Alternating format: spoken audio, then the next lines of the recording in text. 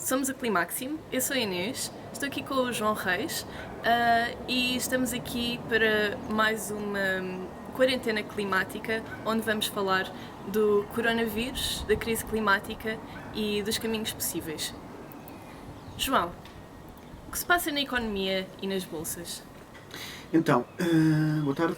Na sequência do vírus do corona e dada a alta taxa de infecção, teve de fazer uma coisa que pode parecer básica, que é simplesmente dizer às pessoas para ficarem em casa, tirar as pessoas dos transportes públicos, basicamente interromper as nossas vidas e estar o menos expostos ao clima social possível. Isto, como já referi antes, tem consequências económicas, a partir do momento em que fábricas param de trabalhar, a partir do momento em que pessoas deixam de viajar e fazer turismo, a partir do momento em que as pessoas não conseguem ir aos escritórios fazer as suas atividades normais, isto é um travão económico enorme. E isto, enquanto podia parecer uma coisa trivial, em que simplesmente durante 3 meses não se produziam carros e não se vendiam cartões de crédito por telemarketing, etc, etc. Isto tem implicações profundas. Isto parte muito da maneira como a economia está estruturada. Muito assente sobre crédito, muito assente sobre alavancagem, completamente interdependente a nível mundial, em que uma instabilidade que acontece numa parte do mundo reflete-se imediatamente por todo o globo. E isto teve um reflexo na passada semana, especialmente nas bolsas. As bolsas, por um lado, é onde os grandes ativos financeiros são negociados. De certa forma, é onde quem tem dinheiro o tem, onde é que ele está exposto e quando é que as coisas que elas têm valem. Mas elas dizem uma informação interessante, que é qual é que é a confiança dessas pessoas na economia. Neste caso, esta semana, desde que há registro, foi uma das piores semanas em termos de mercados bolsistas, com quedas enormes, chegando a crescer, por exemplo, o índice S&P 500, que é o principal índice americano, que agrega as maiores 500 empresas americanas cotadas em bolsa, deu vários trambolhões. Isto especialmente incidiu sobre empresas petrolíferas depois de uma queda do preço do petróleo, que viram grande parte dos seus estoques e das suas explorações a perder imenso valor, e como empresas como de fracking americanas, que dependem do preço do petróleo um pouco alto e veem completamente inviável as suas explorações. Portanto, e a partir do momento em que estas empresas perdem valor, nós podemos congratular-nos de certa forma, como a Exxon, uma gigante petrolífera, perder valor, mas tem repercussões a nível de como toda a economia funciona, investimento, poupanças para investir na economia, o que é preciso fazer. Basicamente, todo o sistema capitalista mercantil está baseado em continuar-se a mexer a uma velocidade constante e está a ter consequências enormes e é refletido na Bolsa. Ok, e então quais é que têm sido e quais é que são as reações por parte dos governos e por parte dos bancos centrais? O que é expectável? Então, normalmente quando existe uma crise destas, isto foi uma prática que ganhou relevância especialmente nos anos 30 da década passada, com a Grande Depressão, em que houve primeiro nos Estados Unidos houveram os 20 anos loucos, super alavancados em crescimento financeiro, desenfreado. No ano 1929 existe um crash tremendo, em que as bolsas completamente derrapam. Isto arrasta-se a todo o mundo, isto já diz muito sobre o tamanho que a economia americana tinha sobre toda a economia global. Por exemplo, o Chile, que dependia de exportar as suas matérias-primas para o norte, viu a sua economia completamente arruinada. E face a isto seguiram-se alguns anos de depressão económica que acabam por ser resolvidos com uma solução que foi o New Deal. O New Deal foi passado pela administração do Roosevelt, na altura, e isto baseava-se no keynesianismo, que é uma doutrina económica que estava a emergir na altura, em que quando tens a economia numa recessão, a solução é o Estado gastar dinheiro, ou usando frase um bocadinho anedótica do Keynes, deves pagar um homem para abrir um buraco e deves depois pagá-lo para ele enchê-lo. Com isto tudo, os gastos vão se acumular na economia, as pessoas voltam a comprar coisas e a economia restabelece. Bem, face a toda esta situação, o que temos é certamente uma grande pressão económica, quebra da procura económica, quebra também na capacidade de produzir, a partir do momento em que temos fábricas onde os trabalhadores simplesmente têm de sair.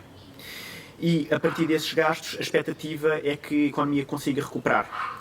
Isto aqui já teve duas expansões. Na primeira, em termos de política monetária, que é mais baseado com os bancos centrais, incide sobretudo em fazer, basicamente, garantir a saúde da banca.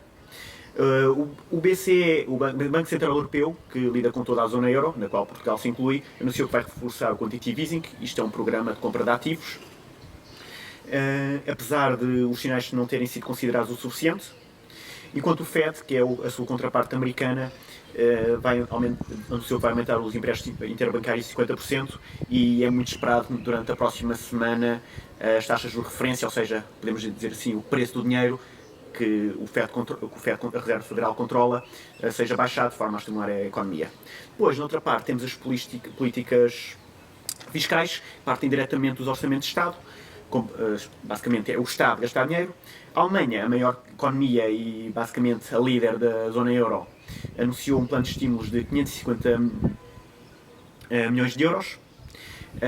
E já os Estados Unidos, a administração Trump anunciou para a economia americana 1 bilhão de dólares americanos.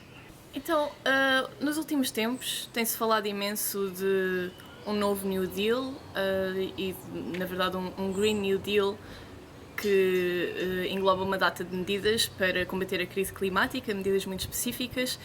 Achas que este cenário é o caminho na direção desse novo Green New Deal? Da maneira que as coisas estão apresentadas agora, eu diria que é uma oportunidade perdida para não teres um Green New Deal. Ou passando a explicar. Até agora, isto foram notícias muito recentes, foi explicado que tanto o Estado alemão como o Estado americano vão injetar dinheiro na economia.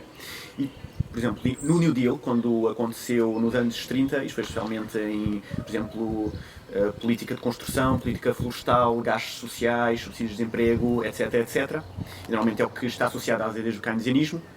Neste caso também é keynesianismo, só que é uma maneira diferente. Por exemplo, a Alemanha, o que se falou até agora, é que vai certificar-se que as empresas não ficam descapitalizadas.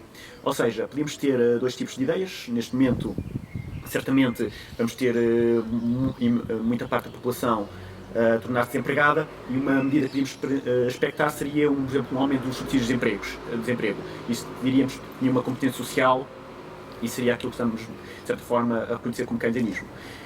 Agora, o que se está aqui a fazer é certificar basicamente que as empresas têm dinheiro. Qual é a contraparte? Antes poderíamos estar a dizer que as pessoas iam ter dinheiro, agora estamos a certificar que as empresas vão ter dinheiro. Já nos Estados Unidos há menos detalhes sobre como é que o dinheiro vai ser gasto, mas já existem conversas e já surgiram notícias que existe um plano da administração Trump para salvar as empresas petrolíferas. Ou seja, elas estão a perder imenso valor e não sabem o que é que poderá ser, mas não é a descartar um cenário em que simplesmente a administração americana assuma, por exemplo, dívidas da ExxonMobil ou da British Petroleum nas suas finanças. Portanto, isto é o contrário exatamente do que é que seria um Green New Deal. Nós diríamos que um Green New Deal, e estamos a falar de valores enormes, que certamente, desde todos os projetos, por exemplo, defendidos para o clima, desde transportes públicos, energia solar, racionalização, etc, etc, etc. Isto é completamente o contrário e estamos a falar de, basicamente, manter a antiga economia, a economia fóssil, como um zombie, ressuscitar este zombie, em que ele já não funciona, de certa forma também está relacionado com todo o sistema capitalista que criou esta crise. De certa forma estamos a falar em reanimar tudo isso, portanto é completamente o contrário, é uma oportunidade perdida de ter um Green New Deal. Enquanto toda a narrativa que é usada até agora, porque é que não podemos ter um Green New Deal, por exemplo, é que não existe dinheiro para pagar isso. Neste momento, para certificar que a economia continua a correr, que quem tem dinheiro não perde dinheiro e continua a fazer dinheiro, não existe, por exemplo, qualquer conversa agora, mas como é que vamos pagar isso? A partir do momento em que está-se a falar de os grandes interesses que já estão instalados continuarem com a sua festa, todas as conversas de déficit ou como é que vai financiar, a Alemanha já admite contrair empréstimos para o fazer, sem qualquer espinhas. Toda essa conversa de como é que vamos pagar isso acabou por desaparecer. Já o caso, por exemplo, um caso particular, o português, que mais nos diz respeito, é um caso um bocadinho mais especial, que é quase impossível Portugal lançar um programa deste género. Em boa parte vem da sua posição, em que existem neste momento, por exemplo, restaurantes, hotéis, o setor do turismo, que é o principal afetado, que estão na linha da frente de despedir pessoas, em que esperamos que a economia, mais cedo ou mais tarde, tenha uma contração severa. E face a isto, seria também a lógica em Portugal avançar com o seu próprio plano de gastos do Estado para reanimar a economia, só que existe uma dívida tremenda que é herdada da altura do tempo da Troika, desde fazer face a pagar o programa de austeridade que levou a uma contração enorme da economia, salvar bancos, etc, etc, etc, em que a pilha de dívida que Portugal tem e a posição que Portugal tem não permite que seja feita toda a alavancagem financeira que é necessária para fazer, de certa forma, chamemos assim, um plano de estímulos português interno, seja possível.